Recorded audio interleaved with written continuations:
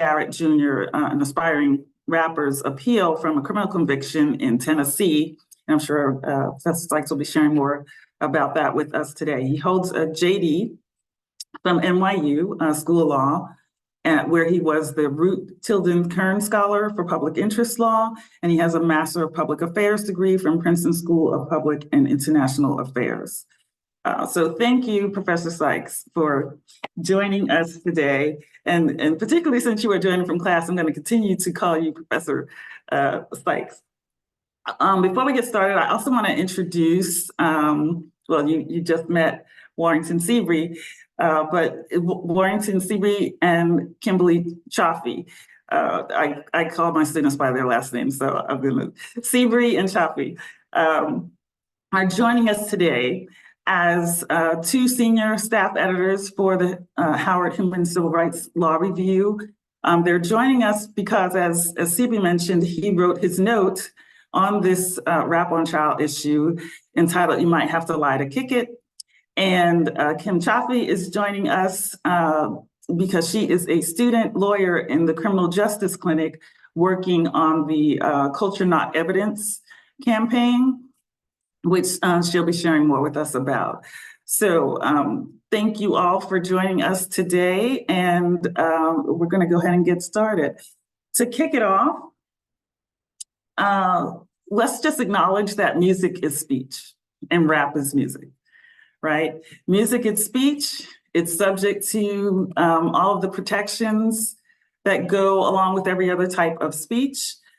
Black music in particular has been a response historically to societal ills, right? It's been a way to address and communicate messages about social and systemic oppression, police brutality, generally living conditions that result from the underclass that's created by the systemic oppression and the class scheme.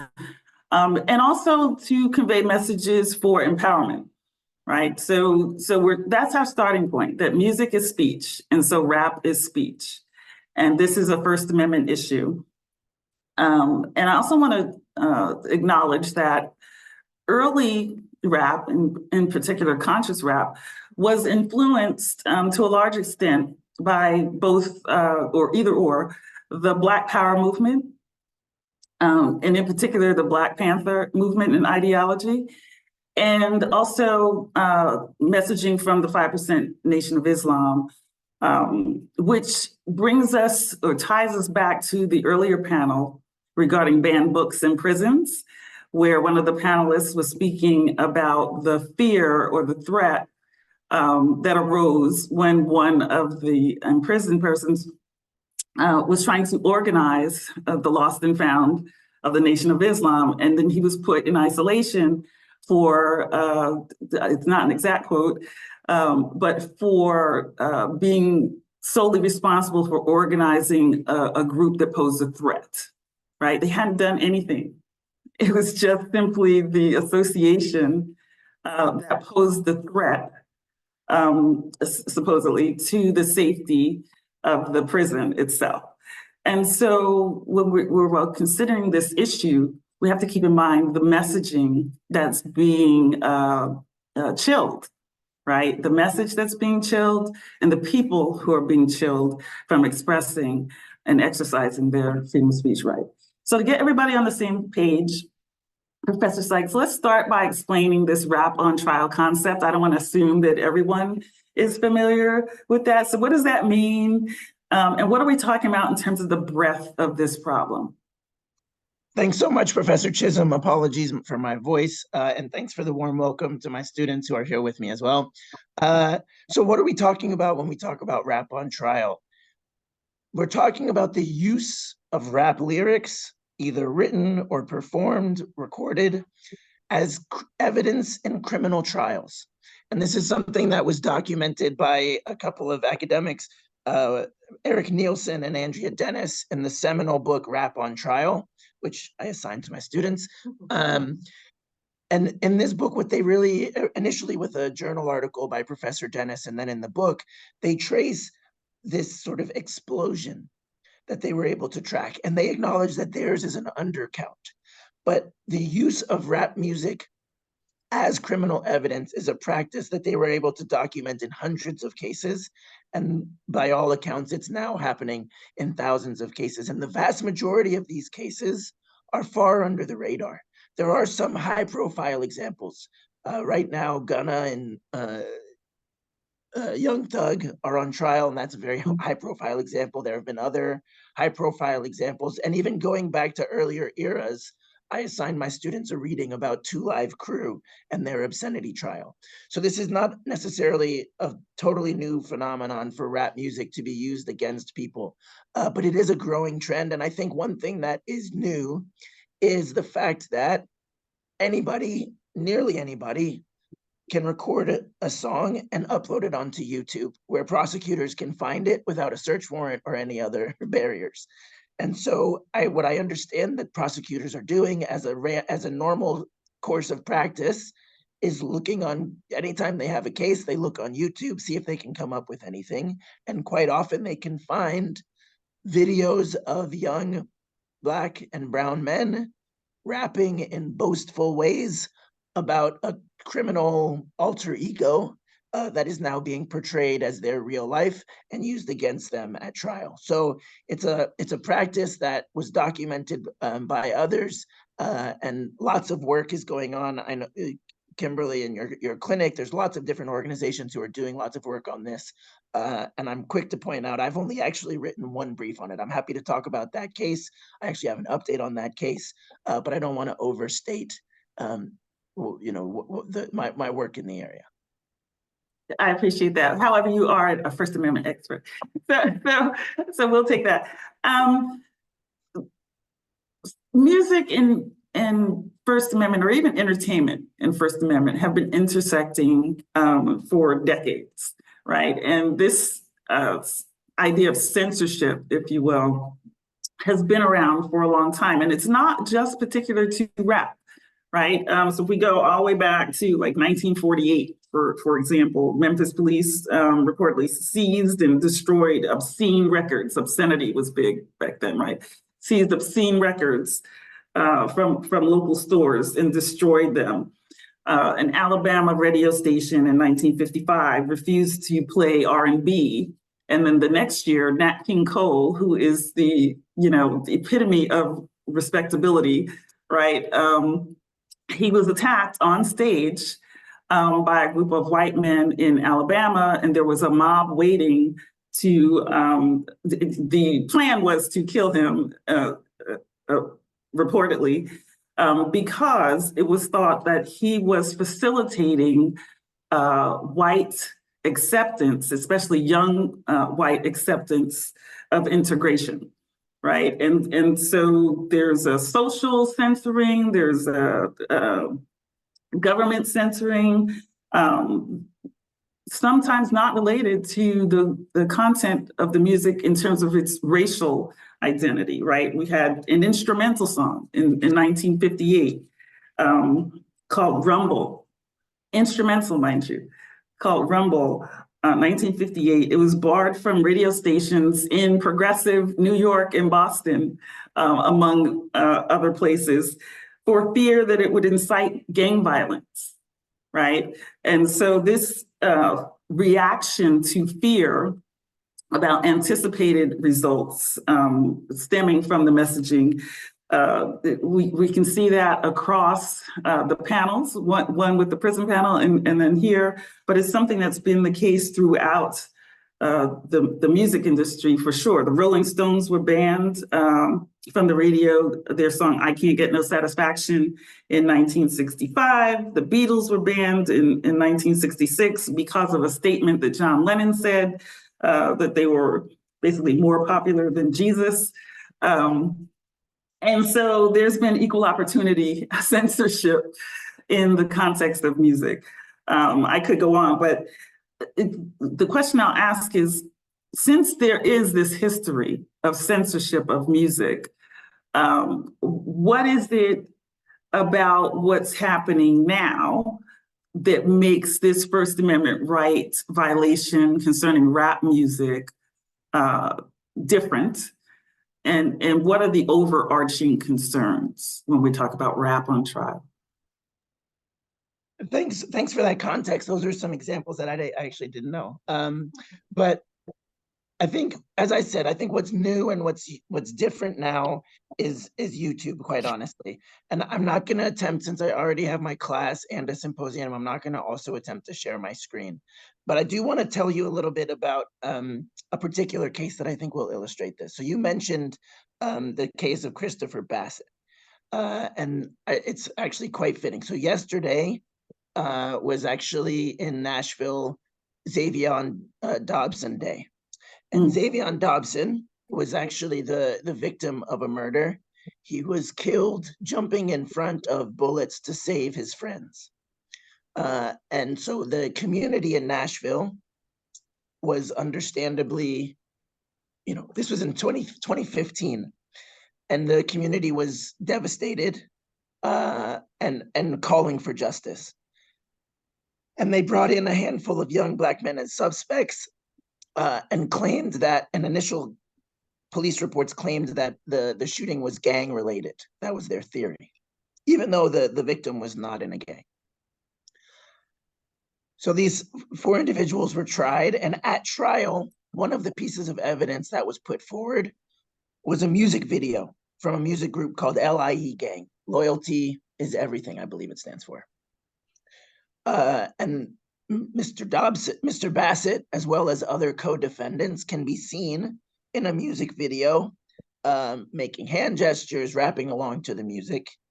The music video utilizes the same sorts. It's actually a takeoff on a Chicago song. It's a sort of not exactly a cover song, but it's not entirely original either.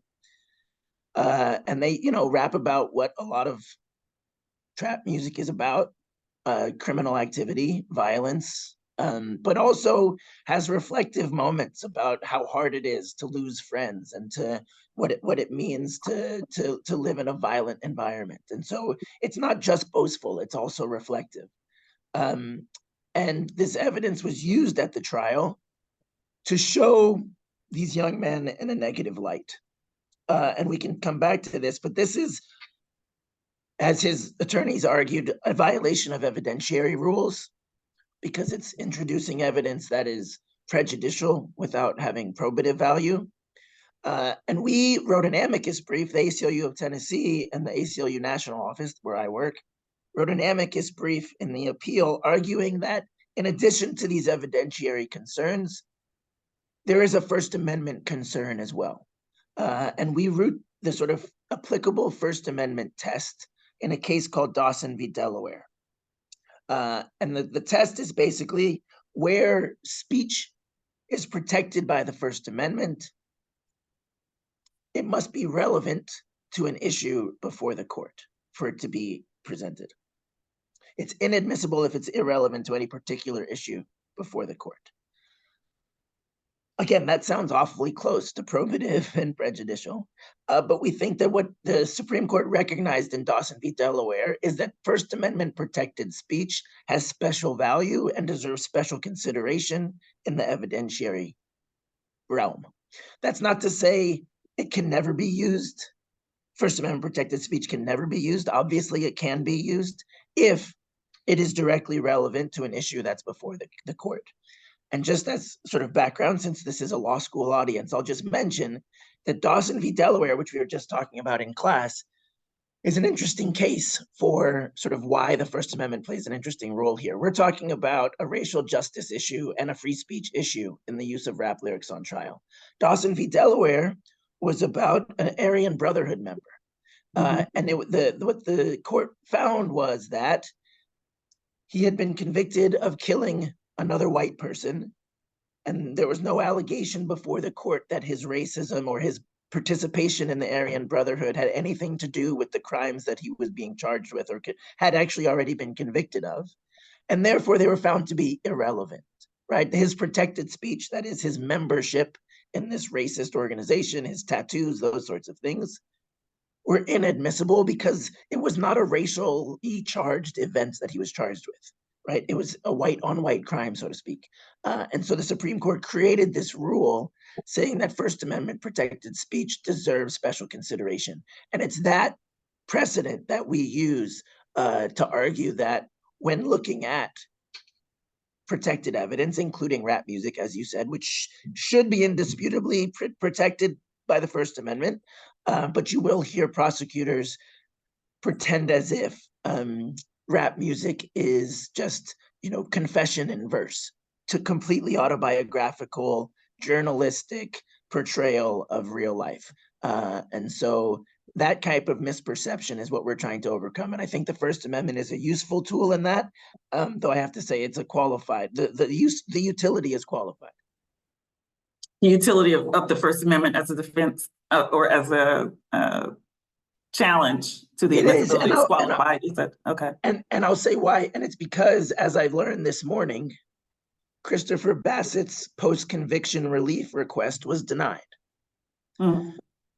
So, we have done all we could. We have brought our best arguments to bear, and 9 times out of 10, these defendants are losing, maybe more than 9 times out of 10. The vast majority of the time, these defendants are losing, whether we bring evidentiary arguments, whether we bring First Amendment arguments.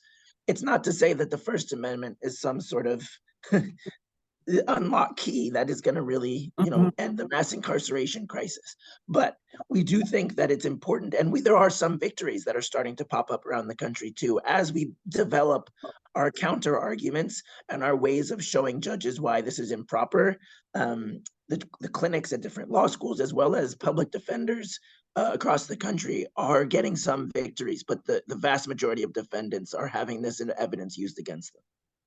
So what kind of numbers are we talking about? I think I saw something in one of your on one of your slides. I think it was 700 and counting. That was as of 2020, I think.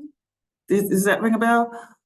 Yes, I talked to Eric Nielsen, who has been tracking these numbers most closely. Mm-hmm. And he's careful because he knows that everything that he has is an undercount, but he's very comfortable with saying the number is easily in the thousands.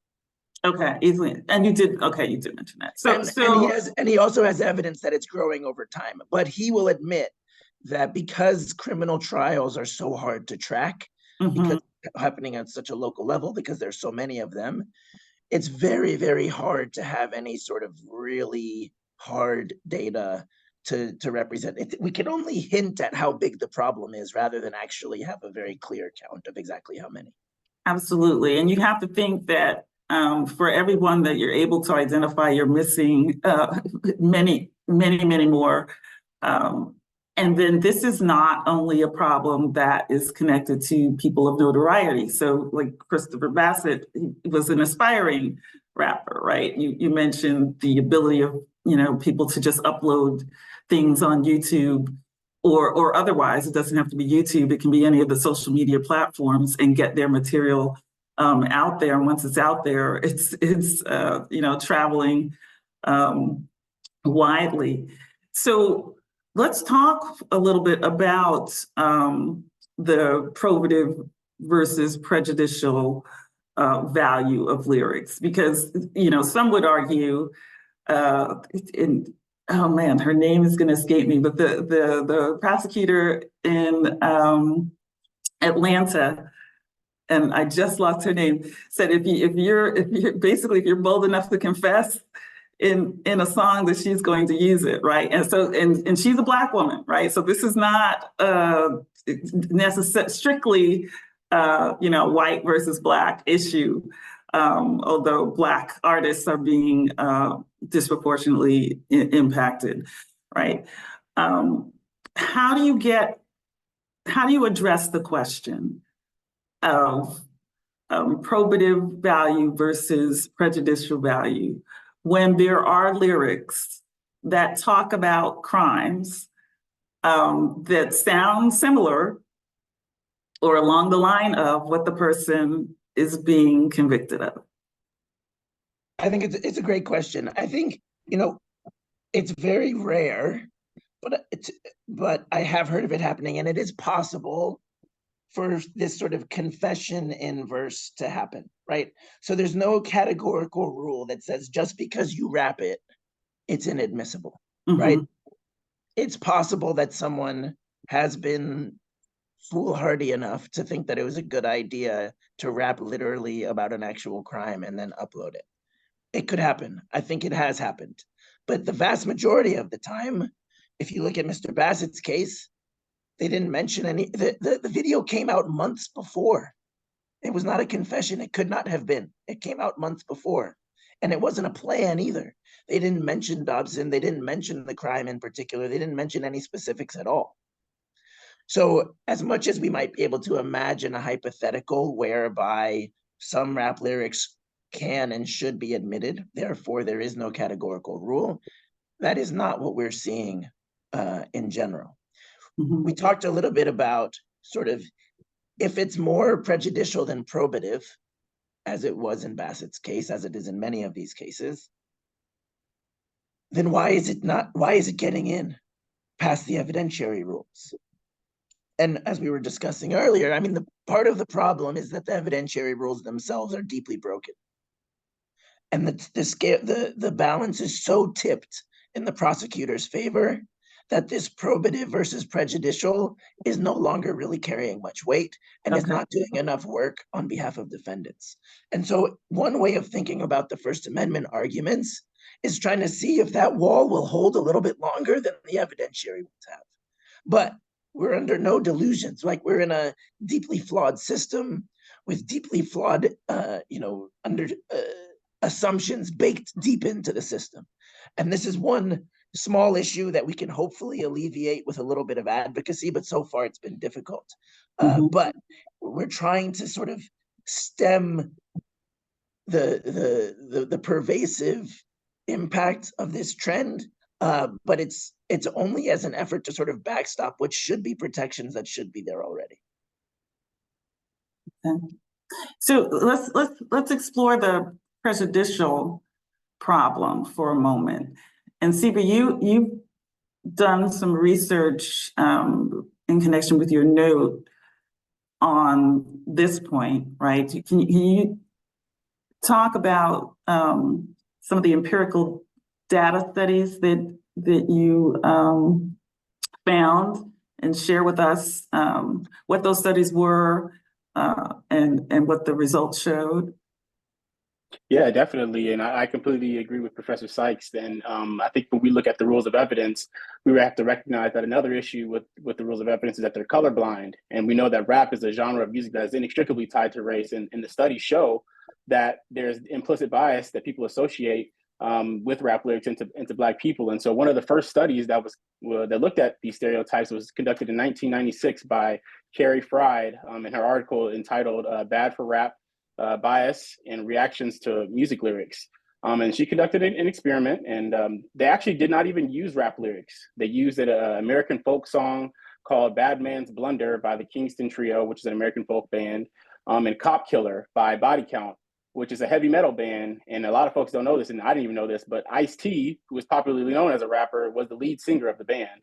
And so they did a test, to test if the words of Bad Man's Blunder could be instantly identified as a folk song, or if it could be presented as a different form of music. And they also tested if the lyrics could be rated as offensive and dangerous compared to Cop Killer. And so half the respondents read Cop Killer, half the other half read Bad Man's Blunder.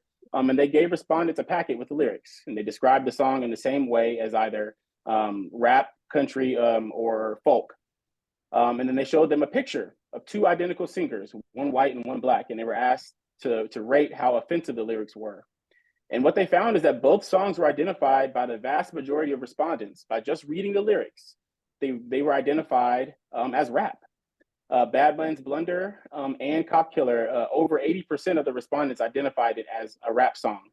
And then when the song was identified as rap, and when prompted with a Black artist, the majority of respondents agreed that the lyrics were offensive, that they promoted violence, and that they are dangerous or harmful to society.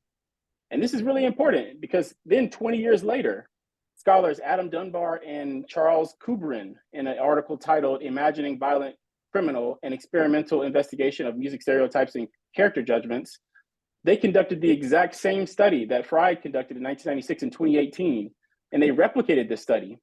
They told participants that they were reading lyrics as an aspiring songwriter, and they randomly assigned them to country, rap, or heavy metal.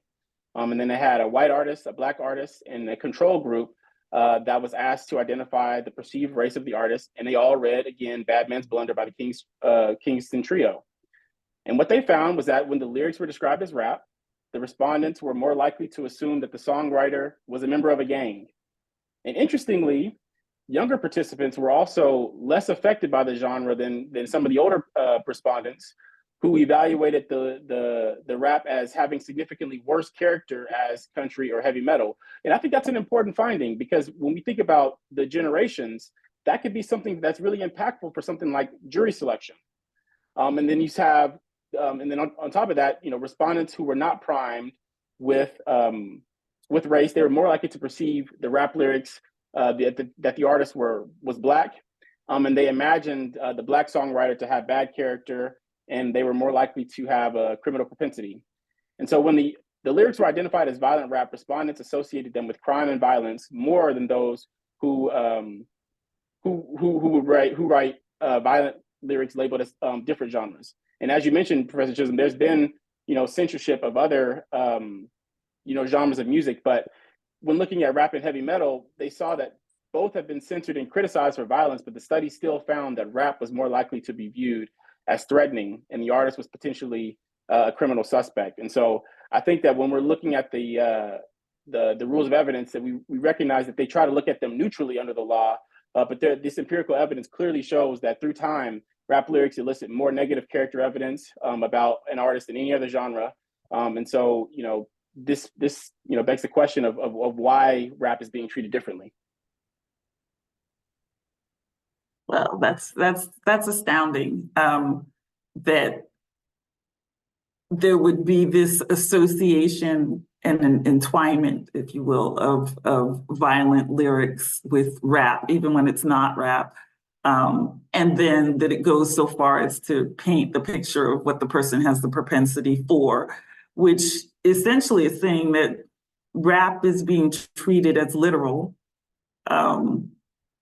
It could be one of two things, right? Either rap is being treated as literal and not creative fictional work, right? And so the presumption is if the lyrics say it, then it's true, or it's true about the person, maybe not for that particular crime, but this is the kind of thing that they do, so why not, right?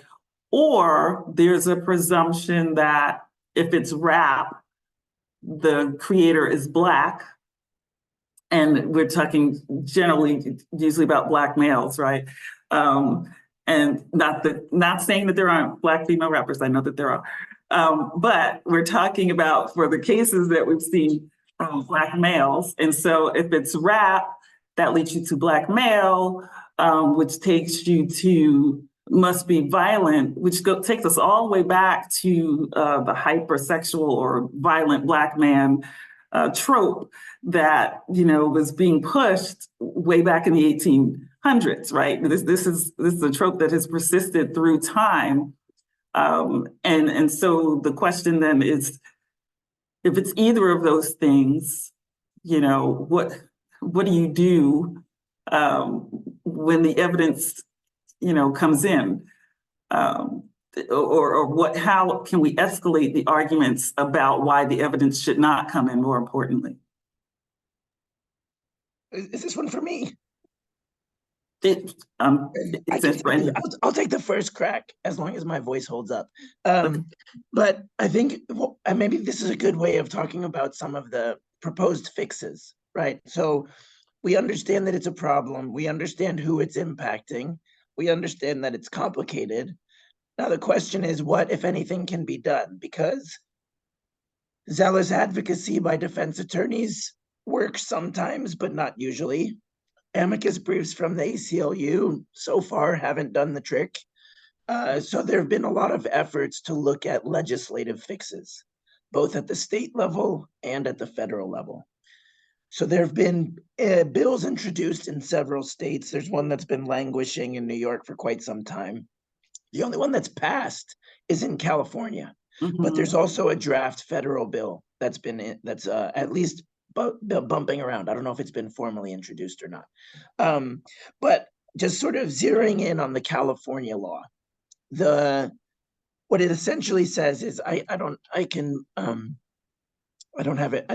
to pull up the slide, I'm but gonna put it, okay. it says that what you have to do is, in any criminal proceeding where a party seeks to admit as evidence a form of creative expression while balancing the probative value of the evidence against the substantial danger of undue prejudice under evidentiary rules, the judge shall consider, and I'm quoting now, the probative value of such expression for its literal truth or as a truthful narrative is minimal, unless that expression is created near in time to the charged crimes or crimes, bears a sufficient level of similarity to the charged crime or crimes, or includes factual detail not otherwise publicly available. And two, saying that the possibility that this evidence will explicitly or implicitly inject racial bias into the proceedings. So basically what the California law says is, when you're looking at this evidence, and it includes artistic expression of any sort, check twice for the racism, because often it creeps in. So it doesn't say you can't admit rap lyrics. It doesn't say they're presumptively even inadmissible. It just says that make sure that they're usually not going to be admissible unless they actually speak to a fact of the case. And if they don't, it's probably racism. And so there are some folks who are very proud of this law. I think there's not yet evidence that it's having a huge impact, but it might. I don't discount that possibility. I know that among folks who are drafting other laws, there has been some appetite for creating rules with more teeth, right? Mm-hmm. Rules that do more than just say, look again. There's one formulation that people have been working with is a sort of artistic expression is inadmissible unless, which is maybe just a slightly stronger version of what the California Part 1 says. That makes sense to me, but I do sort of caution against the impulse to create a categorical rule because I think it's unworkable. But I do think that, and I think, at the end of the day, if what we're really saying to judges is check twice to make sure you're not being racist, that's great. But if they're really racist, checking twice isn't going to do it. I'm putting in the chat link to the federal bill. I tried it the first time, it didn't work too well. And Professor Chisolm, if I could just really quickly, just to add on that last point for Professor Sykes, there's also a study, Jeffrey Rachinsky in an article called "Does Unconscious Racial Bias Affect Trial Judges?" He conducted a similar study to Fried in the study that was done 20 years later, and found the exact same thing, that judges harbor the same kind of implicit biases as others, and these implicit biases oftentimes influence their judgments, and we have no way of controlling for these. And so I just wanted to underscore that last point that Professor Sykes made.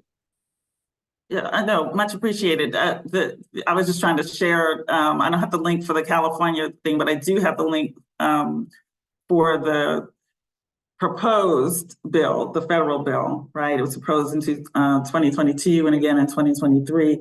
And that one is more along the lines of it should not be admitted.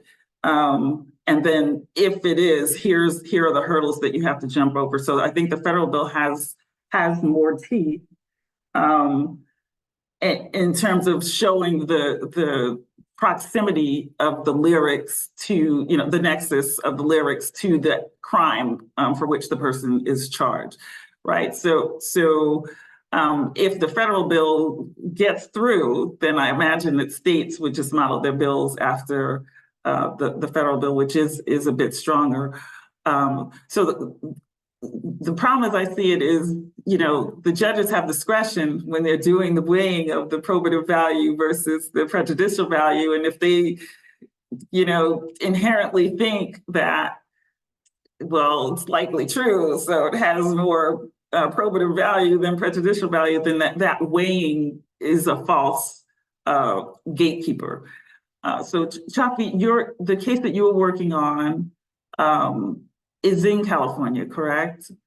Okay, so you want to talk to us a little bit about what the work that you're doing? Yeah, so I'm in the criminal justice clinic here at Howard University Law School, and this project is led by Professor Outlaw, and Professor Judkins is also involved, and then my colleagues in the clinic.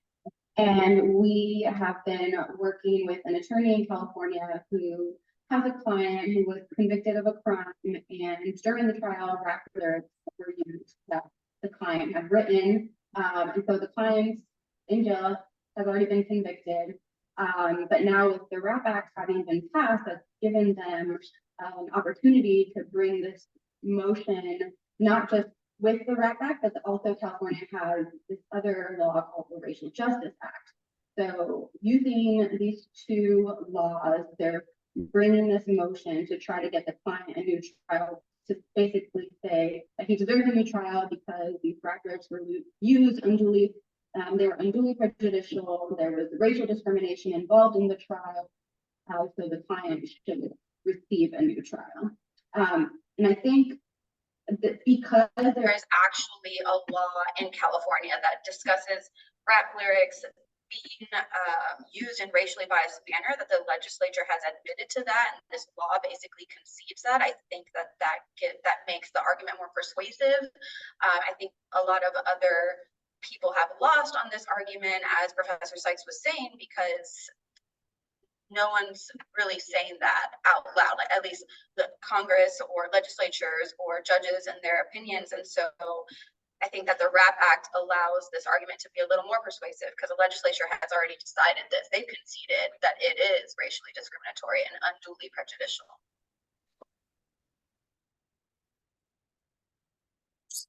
So I guess the question then becomes, we're looking at the efficacy of legislation that has been passed and the potential efficacy of what's been proposed. Does that solve the problem, or is there still work to be done, right? And so I'll just put that there. Well, what Kimberly was talking about does raise an important point about sort of, there is some portion of judges that are persuadable. This is not on their radar, and once they learn about it, they can act differently. I think there is sort of demonstrably some sliver of judges that fall in that category, where whether it's the RAP Act or a good brief or whatever it is, can push them. And I appreciate the idea that sort of the RAP Act provides a sort of baseline that then you can build off of. And I think, we should be working hard to try to find those sort of undecided voters, or however we want to call these judges. But I do think there's also like a aging out process too. So hopefully some of the judges that are harder to persuade, will be replaced in due time with a younger generation. Okay. And maybe I would. Chisolm, go ahead. No, Kim, go ahead. No, I was just going to say that a problem that I see with the RAP Act and other similar legislation that's trying to get passed is that it's not really doing anything new, at least from the case law that I've seen. The case law already said what the RAP Act says. So there's a case, Montague v. State from Maryland specifically, that talks about this, but there are other examples, so this is just one. But basically, the judges in that case said that in order for these rap lyrics to have enough probative value to outweigh the prejudicial effect, they talk about the temporal nexus, the factual nexus, and that's what this legislation already says. And so I think, Professor Chisolm, you mentioned the federal law that's trying to get passed, or that's being proposed, where it's given this presumption that it's presumed to be unduly prejudicial, it's presumed to be racially discriminatory. So the prosecutor or the government needs to show why it is not. And I think, so I just want to, it's presumed to be inadmissible. right? They don't put those words. It would be something if they did, but they don't put that language in that it's presumptively discriminatory, or racially discriminatory. But there is at least the presumption, and then this matching of what's talked about in the lyrics to the crime for which the person is being charged has to come very close, right? Yeah, so exactly. It does provide a positive protection that it does presume it is inadmissible. So there's no doubt that this would protect the most egregious use of rap lyrics. But then we've also mentioned sort of the hierarchy within rap. So is it going to protect people at all levels? And then also with the bill, it's named the quote unquote Rap Act. But when you look at the purpose of the act, I think that the federal act could be a little bit more specific in its intent, such as the California Act did in its legislation. It was very clear that it was trying to address the racial discrimination within using rap lyrics at trial. So I think that the Rap Act could go a little bit further in that regard. But both these, in my opinion, both pieces of legislation, the way that I read them, offer some form of a colorblind, what I would say, policy, but they sort of trade features to counterbalance this. And I think, like I said, the California Act does a good job of stating its intent, but the federal laws provides better protections. And the Rap Act goes a step further in the way that I read it in California is by placing the burden on prosecutors to show with clear and convincing evidence that rap lyrics are more than creative expression. Mm-hmm. And so I think arguably, maybe that's, we're going to talk about what do we do next. Maybe that's the next step, after this could get passed through Congress, going through the political process, but maybe we could start requiring substantial evidence. But then that would, also impact, the political process in its passage. And so placing those politics aside, I think the act's effectiveness would largely be directed in the way, like you said, Professor Chisolm, towards state courts. But then think about state courts. What's going on in Georgia right now with Young Thug? Though the RICO laws in Georgia are insane. And so we're still just throwing it right back to state courts. And so, it's very complicated in how the act would address these issues. I think that, having a conversation like California is doing and other states will probably start doing the same thing. But the Rap Act is a very good step in the right direction. And if we can get representatives in that can start, putting some fire behind it, I think that it could be a positive thing to do, right now. So I see that Tamara Dorsey has joined probably to field questions, to give us the questions from the queue. So we have a couple minutes until 4:30. We go to 4:45? Are we still going to 4:45? Okay, all right. So before we get to the questions, and I see that we do have some, I wanted to have a little bit of discussion about the different camps of scholarship, right? Because I know, CB, you and I went back and forth on, a flat out ban, right? And so can you talk a little bit about for the scholars who've been working in this area committedly, what their different proposals are, just generally in terms of the camps that you've identified, and then with that, I'll take closing thoughts final thoughts before we open it up to the questions. Yeah, sure. So right before I can do that, I do want to give a small plug to the UC Irvine School of Law. They have a Rap on Trial case compendium that they have a bunch of resources for anybody that's interested in doing any of this work. And then also there's a endrapontrial.org. That's where I started with a lot of my research. And you can find tons of legal resources on expert witnesses and briefs and motions related to rap on trials, where it's research that's been written on the topic. And so, yeah, looking at the sort of different camps, the way that I've sort of identified them is two camps, sort of formalists, the proceduralists, and the institutionalists sort of work within the system camp. And there's a scholar, Michael Conklin, who sort of gives a critique on the book that Professor Sykes identified, Rap on Trial, by Professors Dennis and Nielsen. And he's one of the leading scholars, and he thinks that we have the tools that we need, essentially. That's what this camp thinks, that we have the tools that we need. We don't need to, any legislation, we could use 403, let the judge handle it. And basically, he sort of gives a critique on rap and says that, any further protections would basically be celebrating offensive speech. He doesn't really acknowledge the racial implications or the criminality of Blackness that we've seen historically over time. And so they sort of try to, implement these sort of factor analyses, the temporal and proximity nexus analysis. They acknowledge that the current rules of evidence, they can maybe use some more factors around intent or the intended genre or the timeline. But it's rooted in this sort of post-racial world, the idea that we can sort of look at all these lyrics in a vacuum and we could look at all of them equally in the same. And so the other camp that I would probably find myself in are sort of the structuralists, the people that want to burn it down. I call it the burn it down camp. And that is me. You did say that we went back and forth, because I do think that there are some very institutional and systematic issues that have to be addressed in order to adequately address the issue of rap on trial. And so these are scholars like Sean Patrick Wilson, who wrote Rap Sheets, the constitutional and societal complications arising from the use of rap lyrics, or Jeff Rachinsky, does the unconscious racial bias affect trial judges. This recognizes that race is something that we just have to deal with.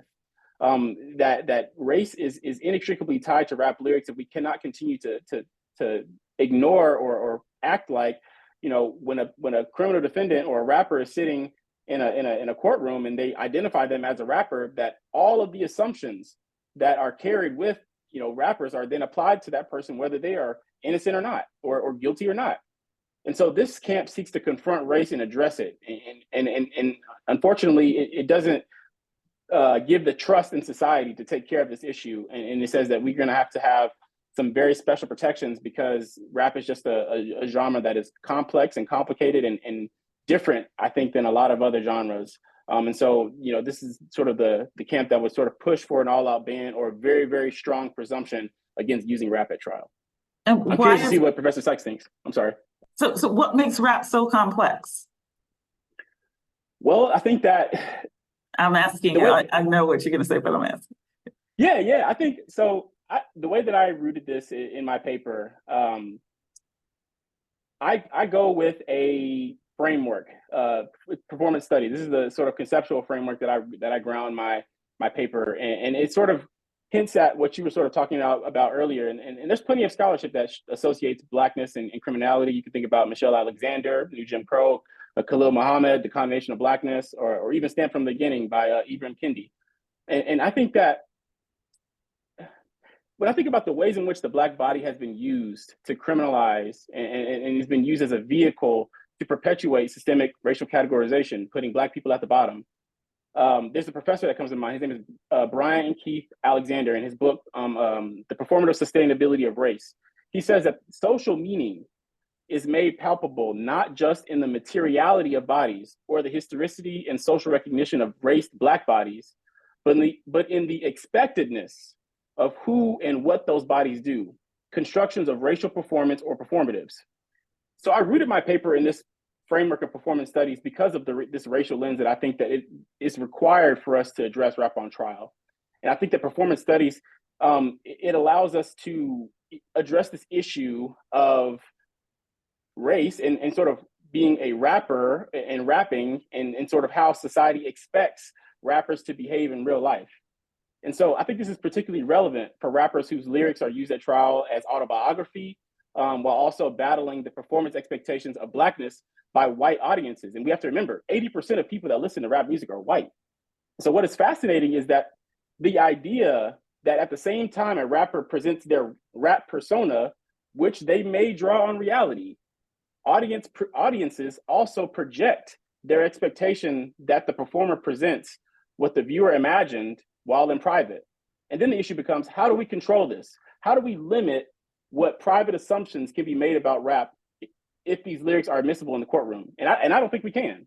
We are asking people, humans, judges and juries, to do a lot of mental work to keep the idea of rap as a performance in the forefront of their mind. And so I don't know if we are able to do that. And I think without a systemic policy, rapper defendants will remain in danger of having their lyrics misconstrued by individuals with a predetermined subconscious that expects rappers to commit crime. And that'll make the decision to assign guilt all the more easier. My students say they want to take your class, Sabri.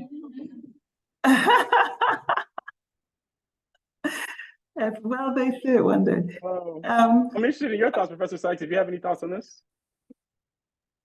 Yeah, I mean, I think, unfortunately, I am often in a position as a First Amendment attorney of sort of saying, yeah, we already have that. It's not working very well, but we already have that. And so passing new laws that, as Kimberly said, at least one potential reading is that they essentially codify our best case law. And if that case law is based in, to the extent that it's based in the Constitution, we shouldn't actually need statutes to protect constitutional rights. So I'm not against these laws to the extent that they can be helpful. I'm not, advocating against the RAP Act by any means.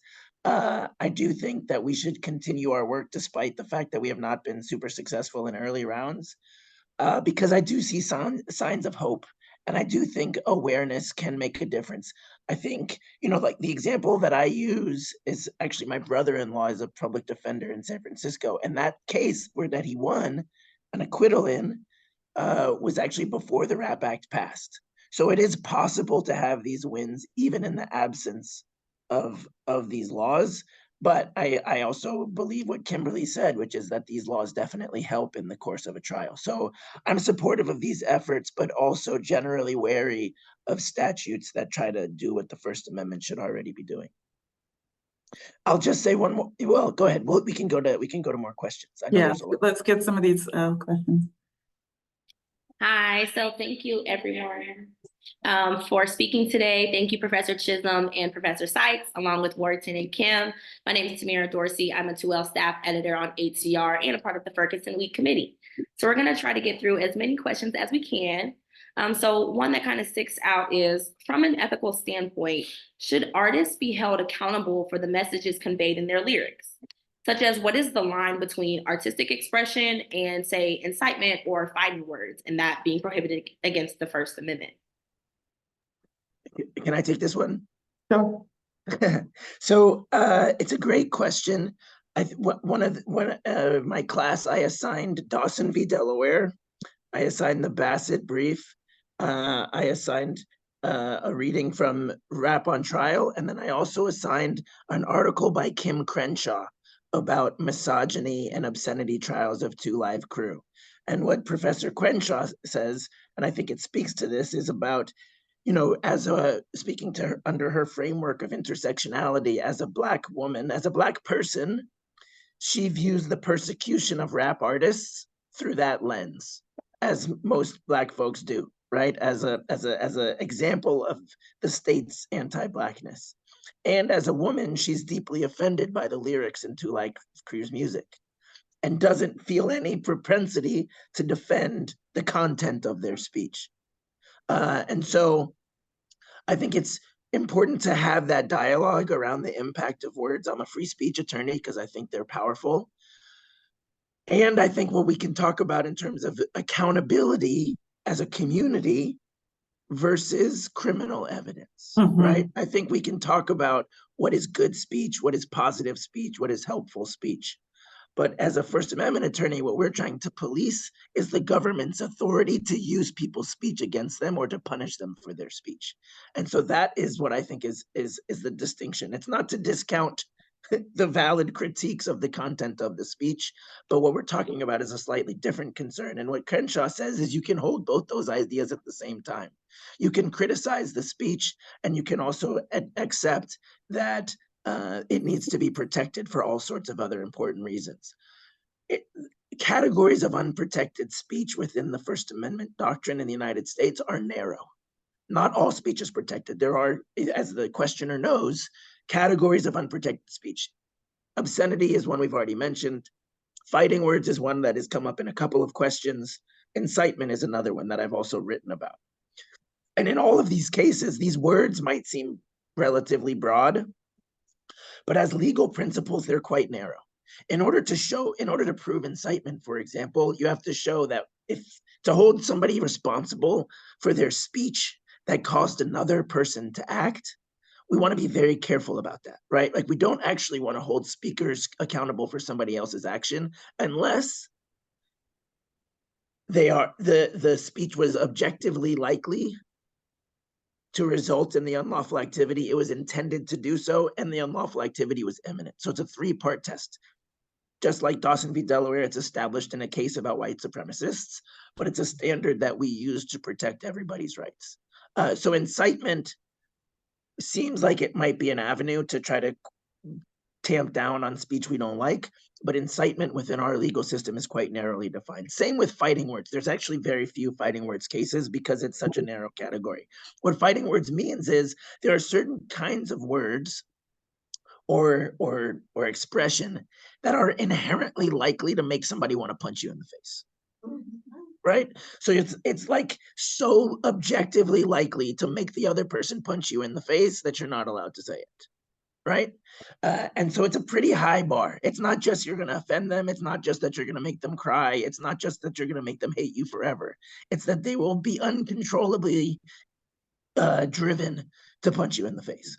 And so I'll say that is not necessarily a great fit because it's such a narrow category, but I do want to flag one piece of scholarship by a professor at South Carolina named Etienne Toussaint. And I used to prescribe his, or used to assign his work called Blackness as Fighting Words. And here he sort of dissects the idea of, if we're talking about sort of, if fighting words is a sort of unique doctrine whereby we really do care about the listener's reaction and level of offense, because in general we talk about we don't actually care about the audience's level of offense. Fighting words we do, and where we draw that line is not entirely clear at all. And what does it mean if Blackness is seen as more violent, as CB was saying earlier? What does it mean if Black folks are seen as inherently more aggressive? And what does it mean when their words are seen as inherently more threatening? Does then the reaction, the sort of objectively likely reaction, how do you calculate that around race? And so I think it's a really interesting question. And those categories are quite narrow, and I think they should stay narrow. I would if we're add talking to about that. accountability, I'm sorry. I would add to that the true threats doctrine, and I just want to make the point that so lyrics are being used not only for purposes of conviction, right? They're being used for parole violations.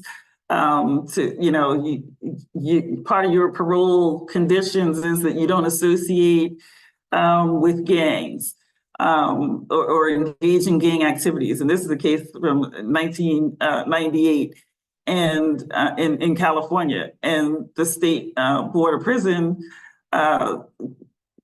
found that Sean Thomas had violated his parole because he released an album that contained violent anti-law enforcement lyrics, which they said violated the term where he was not supposed to engage in gang activities. Ultimately, that was corrected, but the true threats doctrine, I'd add to the list of what Professor Sykes just gave us, because that says, one, that political hyperbole is not a real threat. And so when you have rap lyrics talking about what should happen to law enforcement because of X, Y, and Z, that's political hyperbole. Unless there is, Virginia v. Black, another case about, KKK activity or white supremacist activity, says that true threats are statements where the speaker intends to communicate a serious expression. So an intent with regard to the seriousness of the expression, all right, about an intent to commit an unlawful act of violence to a particular individual, right, or groups of individuals. So the fact that somebody feels unsafe, feels uncomfortable is not enough, right? And so, yes, we have many doctrines that govern this. And the question was, should artists be held accountable? And my answer would be not criminally, right? Socially, yes, you can get canceled. You subject yourself to, being canceled, fine, if people don't like what you're saying, but you shouldn't be penalized for it criminally, right? Because that goes above and beyond what is set up in this country. First Amendment is used for all sorts of reasons why we shouldn't do things that would help progress in the racial space. You know, when we think about the elimination of all forms of racial discrimination, First Amendment is the thing that the government points to say, this is why we can't do X, Y, and Z that's called for in the covenant that we signed on to, right? And so accountability within reason, but not by law, not by the government. And if we want to talk about accountability really quickly, we also have to talk about the record labels in the rap industry that have commodified these very violent messages and made billions on the rap industry, you know, perpetuating these same messages. I just wanted to throw that in there.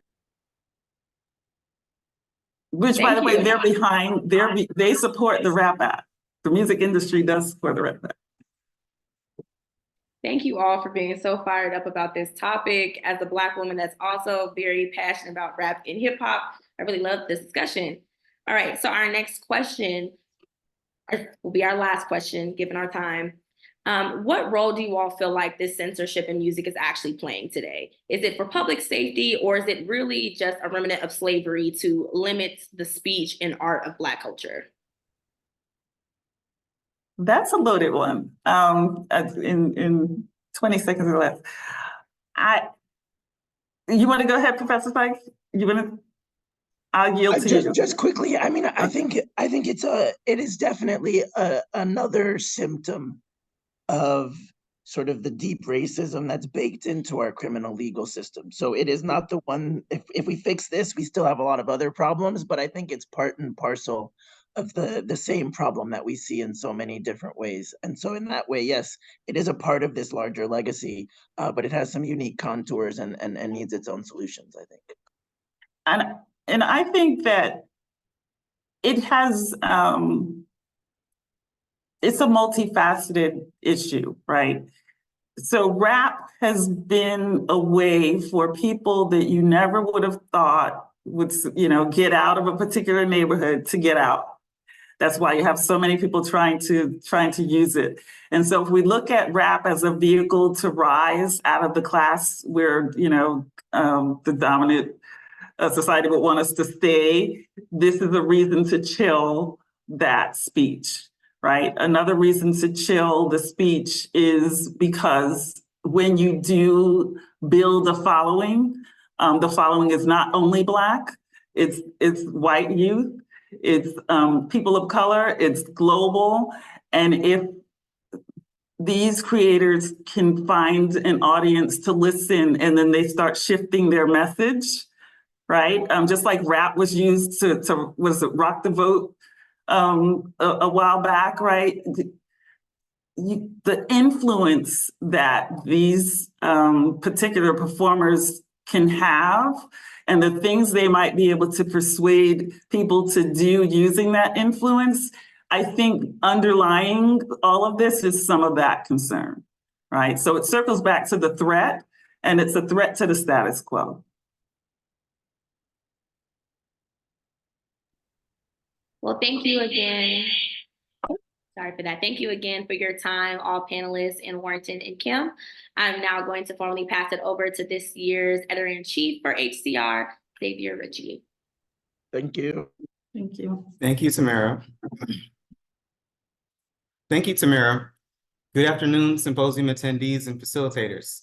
For those who were not with us earlier, first, thank you for being here. Second, please allow me to introduce myself. My name is Xavier Ritchie, and I have the honor of serving as editor-in-chief of the Howard Human and Civil Rights Law Review.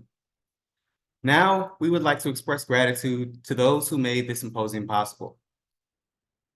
First, to the family of C. Clyde Ferguson Jr., we extend a special thank you, and again, send our sincerest condolences for the loss of Eve Maria Ferguson.